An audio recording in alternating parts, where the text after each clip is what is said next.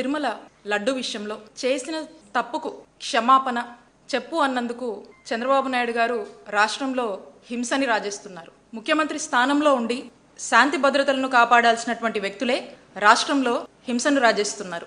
గత 3-4 రోజులుగా మనం చూస్తూ ఉన్నాము ఏ విధంగా టీడీపీ గుండాలు బరి తెగించి రెచ్చిపోతున్నారు.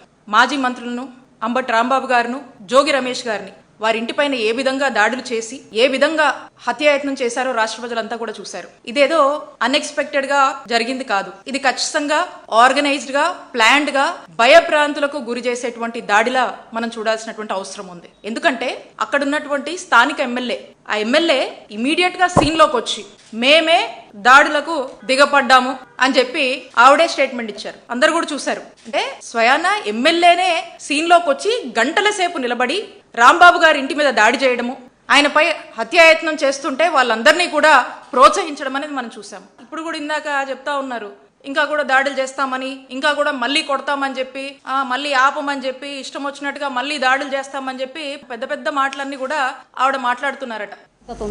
నేను ఈ మీడియా పూర్వకంగా మీకు చెప్తున్నాను కాబట్టి ఇది ఇక్కడతో వదిలేయండి. ఆయనకు శిక్ష పడాలి అని అనుకున్నాము, క్షమాపణ చెప్పాలి అని అనుకున్నాం, అది చెప్పాలి. శిక్ష పడాలి అనుకున్నాం, చట్టం తన పని తను చేసుకుంటూ పోతుంది. దీన్ని అన్నెసెసరీగా డైవర్స్ పాలిటిక్స్ చేయకండి. మళ్ళీ మాట్లాడితే మళ్ళీ వస్తాం, ఇది హెచ్చరిక. మళ్ళీ మాట్లాడండి, తప్పు మాట్లాడండి, మళ్ళీ వస్తాం. కాబట్టి దీన్ని ఆపేయండి. మీరు ఒకసారి ఆలోచించండి. రేప్ అనేది ఒకటి ఉంటుంది. కొత్తగా ఎమ్మెల్యేగా అయ్యారు పాపం, కాబట్టి రేప్ అనేది ఒకటి ఉంటుంది.